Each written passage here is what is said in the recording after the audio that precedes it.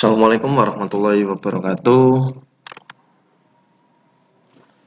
Selamat pagi anak-anakku yang saya sayangi dan saya banggakan.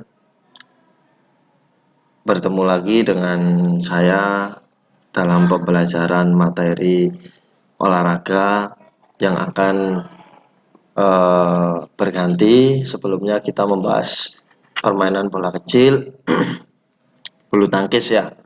Selanjutnya Bapak akan menjelaskan materi KD selanjutnya untuk kelas 10 mata pelajaran PJOK, yaitu materi pembelajaran KD 3.3. Ada atletik, terdapat berbagai nomor, ada lari cepat sama jalan cepat. Kali ini Bapak akan menjelaskan lari cepat. Apa sih yang kalian ketahui tentang lari cepat? Ya, sedikit banyak. Ada yang tahu? Berlari Pak dengan cepat. Iya memang, karena materinya lari cepat, saya tahu. Tapi perlu kalian ketahui, lari cepat terdapat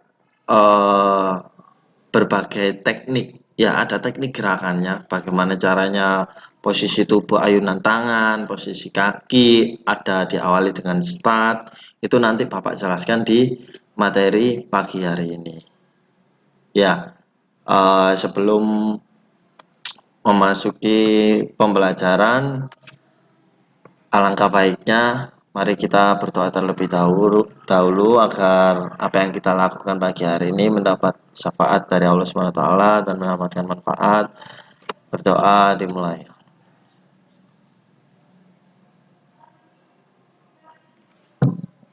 Oke, berdoa selesai. Semoga kalian dalam keadaan sehat walafiat ya, dalam performa yang terbaik. Oke.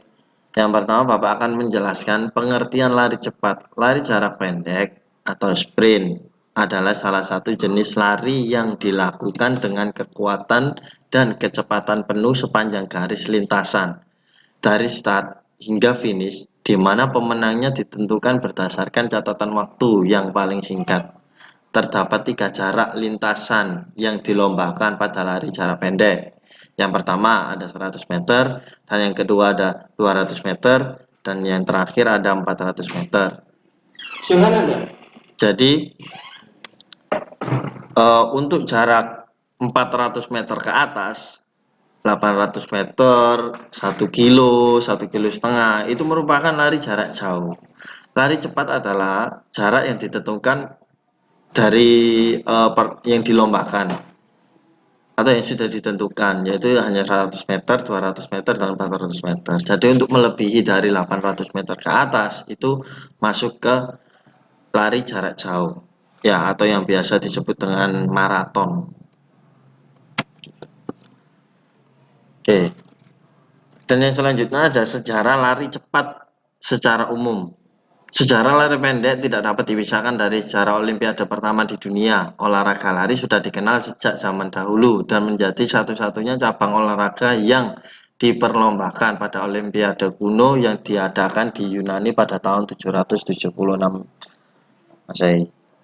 Ya, kalau membahas sejarah, lari itu sebenarnya dulu itu sejarahnya itu dari prajurit dari Yunani kuno itu mau menyampaikan dari bahwa peperangan itu menang peperangan itu dia itu berlari dengan jarak yang berkilo-kilometer jauh sekali, dan sampai di tempat mau menyampaikan berita di medan perangnya bahwa dia sudah menang, itu langsung meninggal di situ. Nah, dari kisah tersebut itu akhirnya diadakan sebuah kayak olahraga perlombaan, yaitu Olimpiade tadi, ada Olimpiade lari jarak pendek, jarak menengah, dan jarak jauh. Dan yang selanjutnya ada teknik lari jarak pendek. Yang pertama ada teknik start. Start adalah persiapan awal seorang pelari cepat sebelum melakukan gerakan berlari. Menurut Purnomo 2007 halaman 23, start dalam lari jarak pendek bertujuan untuk mengoptimalkan lari cepat. Dalam lari jarak pendek terdapat 3 macam teknik start. yaitu start pendek, menengah, dan panjang. Perlu kalian ketahui teknik start yang pertama itu ada start pendek dan menengah dan panjang. Itu sama saja kayak kalian dalam nomor perlombaan lari. Contoh kalau start pendek itu kayak sprint pendek itu menggunakan start jongkok, dan yang kedua itu ada start menengah. Start menengah itu pakai start jongkok juga, dan jarak jauh atau panjang itu tidak menggunakan start jongkok, tapi menggunakan aba-aba biasa. Jadi posisi badan rileks berdiri, dan setelah ada bunyi atau aba-aba bersedia seperti itu langsung lari. Tapi kalau start pendek sama menengah itu pakai start jongkok. Pasti kalian sebelumnya di SMP maupun pembelajaran sebelumnya atletik pernah diajarkan oleh guru kalian untuk start jongkok bagaimana. Ya, posisi tangan membentuk V, relax, dan pandangan melihat ke bawah ketika ada apa-apa. Masih ingat ada berapa apa-apanya? Ada 3. Bersedia, siap, dan mulai atau iya. Ya, dari ketika 3 apa-apa itu terakhir itu langsung berlari. Dan yang kedua ada gerakan berlari. Menurut Purnomo 2007 dan halaman 33 dalam bukunya, gerakan berlari pada lari jarak pendek terdiri dari 2 tahap dengan penjelasan. 2 tahap maksudnya gerakan berlari itu ketika kalian ditolakan pertama, ketika setelah start itu gerakan tangannya, ya gerakan tangan sama baunya agak sedikit ada gerakan ayunan atau kayak apa ya, istilahnya itu kayak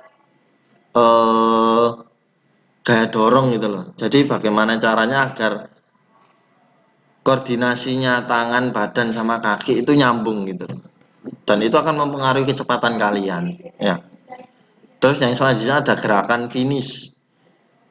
Seorang pelari dianggap sudah menyelesaikan perlombaan jika sudah mencapai garis finish, yaitu ketika bagian-bagian tubuhnya sudah berada dalam bidang vertikal dari sisi terdekat garis finish sesuai aturan dan garis yang sudah ditentukan.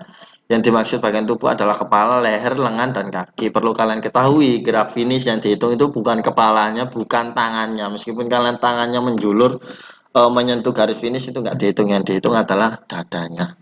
Jadi dadanya dulu, jika menyentuh tali garis finish dia akan dianggap menang, seperti itu. Dan selanjutnya ada peraturan lari jarak pendek. Peraturan yang berlaku dalam sebuah perlombaan lari jarak pendek terdiri dari 6 poin berikut ini. Garis start dan finish dalam lintasan lari ditunjukkan dengan garis selebar 5 cm yang membentuk siku-siku dengan batas tepi dalam lintasan. Jarak lomba diukur dari tepi garis start ke tepi garis finish yang terdekat dengan garis start. Jika melebihi itu, sebelum kalian ada apa-apa dibunyikan, itu akan didiskualifikasi. Ya. Dan selanjutnya ada kesalahan-kesalahan dalam berlari. Biasanya selain mengikuti peraturan yang sudah ditetapkan, pada saat melakukan lari jarak pendek, Anda juga perlu menghindari kesalahan-kesalahan yang dapat mengakibatkan kecepatan lari menjadi tidak maksimal. Beberapa kesalahan yang sering dilakukan pada saat lomba lari jarak pendek adalah tubuh tidak condong ke depan, ya. Jadi dia bungkuk atau ke belakang seperti itu, dengan tolakan kaki sekuat tenaga, tidak menggerakkan kaki dengan cepat. Ya, kalau bukan cepat itu bukan lari cepat, namanya jogging ya, lambat. Dan melakukan pendaratan menggunakan tumit, bukan telapak kaki dengan posisi lutut dibengkokkan. Artinya ketika tumpuan kalian berlari itu yang benar itu jinjit ya, bukan memakai tumit belakang. Tapi pakai telapak kaki itu lebih cepat.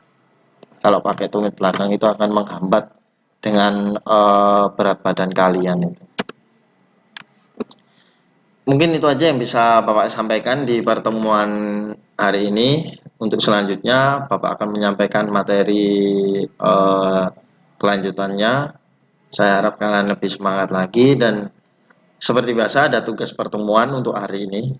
Kalian meresum dan sebutkan materi pembelajaran PJOK tentang lari cepat.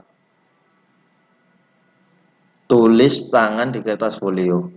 Ya, ini sebutkan itu maksudnya manfaat manfaat dari lari itu apa aja untuk tubuh kalian, kesehatan kalian itu apa aja. Jadi tugas yang pertama itu meresume, dan yang kedua ada manfaat berlari itu apa, pasti ada manfaatnya di situ, kalian tulis.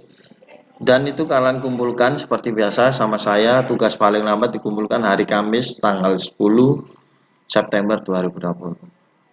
Oke, dapat dipahami. Mungkin sekian dari saya. Semoga kalian diberikan kesehatan selalu. Sampai bertemu di pertemuan selanjutnya. Dan semoga pandemi ini segera berakhir dan kita bertemu tatap muka secara langsung. Terima kasih.